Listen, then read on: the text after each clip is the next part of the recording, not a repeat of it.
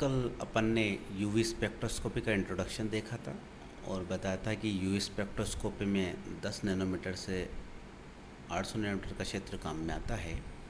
आज हम UV spectroscopy के बेसिक प्रिंसिपल्स की बात करेंगे जिस पर यूवी स्पेक्ट्रोस्कोपी डिपेंड है। सबसे पहले बात करेंगे अपन बियर नियम की। बियर ने एक नियम दिया। बियर ने कहा कि जब किसी समांगी अवशोषक पदार्थ में से एकवर्णी प्रकाश की किरण पुंज को प्रवाहित करते हैं तो जो अवशोषणांक होता है वो किरण द्वारा तय किए गए पथ की लंबाई के समानुपाती होता है। अर्थात बियर के अनुसार ए समानुपाती एल। ए जो है यहाँ हम अवशोषणांक के लिए यूज कर रहे हैं। एल जो है पथ की लंबाई, प्रकाश जिस माध्यम में गति करता है उस माध्यम में प्रकाश ने कितनी दूरी तय की गई वो एल है। तो बियर के अनुसार होता है अवशोषणांक पथ की लंबाई के समानुपाती, अर्थात ए समानुपाती एल। लैम्बर्ट ने भी अपना नियम दिया। लैम्बर्ट ने इसी चीज़ को अध्ययन किया और विलियन के लिए इसको उपयोग में लिया। उनके अनुसार जब किसी पदार्थ के तनु विलयन में से एकवर्णी प्रकाश की किरण पुंज को प्रवाहित करते हैं तो जो अवशोषणांक होता है वो विलयन की सांद्रता सी के समानुपाती होता है, अर्थात ए समानुपाती सी। ए जहाँ पे वही अवशोषणांक और सी विलयन की सांद्रता जो कि मोल प्रति लीटर में लेते हैं। तो बियर के अनुसार अवशोषणांक समानुपाती होता है पथ की लंबाई के और लैम्बर्ट के अनुसार अवशोषणांक समानुपाती होता है सांद्रता के, विलयन की सांद्रता के। बात करें अपने तीसरे नियम की जो कि नया नियम नहीं है, लेकिन बात करते हैं तो बियर और लैम्बर्ट इन दोनों का संयुक्त नियम कहलाता है, जिसको अपन कह रहे हैं बियर लैम्बर्ट का संयुक्त नियम।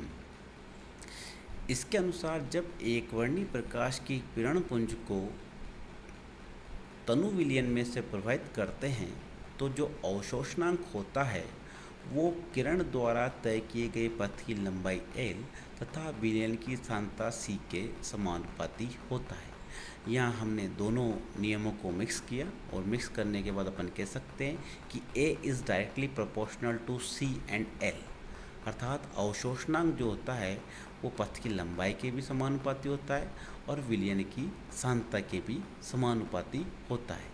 इस समानुपाती को चिन्ह को हटाया अपन ने तो अवशोषणांक बराबर हो गया एप्सिलॉन सी एल। समानुपाती की चिन्ह की जगह अपन ने स्थिरांक लगाया जिसको का प्रोनाउंसिएशन अपन कह रहे हैं एप्सिलॉन, इसको अपन बोलते हैं।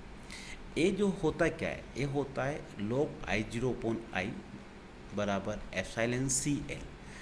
ए log I0/I को अपन कहते हैं अवशोषणांक या ऑप्टिकल डेंसिटी, जिसमें I0 जो है वो है आपतित विकिरण की तीव्रता। जो प्रकाश गिरता है पदार्थ के ऊपर उस विकिरण की तीव्रता को अपन ने कहा है I0, इंसिडेंट लाइट जिसको अपन कहते हैं। और जो प्रकाश गुजर जाता है यानी कि पारगमित लाइट, पदार्थ में से जो प्रकाश गुजर जाता है वो है पारगमित लाइट, तो उसको अपन ने यहाँ डिनोट किया है I से। ट्रांसमिटेड लाइट के लिए सिंबल यूज किया है I। तो I0 तो इंसिडेंट लाइट और I ट्रांसमिटेड लाइट हुई अपने पास। बात करें अपन सी क्या है, विलयन की सांद्रता, जिसमें से प्रकाश गुजरता है उस विलयन की सांद्रता जो है उसके लिए सी का यूज कर रहे हैं अपन। सांद्रता जो होगी वो अपने पास ग्राम मोल प्रति लीटर में होती है। और बात करें एल, प्रकाश द्वारा तय की गई दूरी। प्रकाश द्वारा तय की गई जो दूरी है वो सेंटीमीटर में, प्रकाश जिस माध्यम में गति करता है उस माध्यम की तय की गई दूरी एल है जो कि सेंटीमीटर में लेते हैं अपन। बात करें अपन ने यहाँ समानुपाती चिन्ह हटाया, उसकी जगह एक स्थिरांक लगाया जिसको अपन बोल रहे हैं एप्सिलॉन। एप्सिलॉन को कहा जाता है मोलर अवशोषकता या मोलर अवशोषण गुणांक या मोलर विलोपन गुणांक।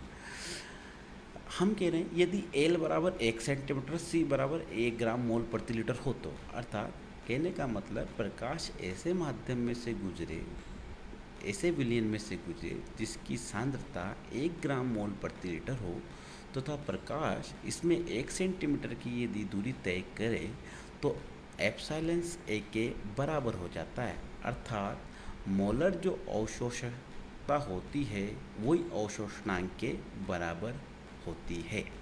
तो ये अपने आज नियम थे, बियर का नियम और लैम्बर्ट का नियम, जिस पर अपनी यूवी स्पेक्ट्रोस्कोपी बेस्ड है। नेक्स्ट आगे अपन बात करेंगे नेक्स्ट वीडियो में। Thank you.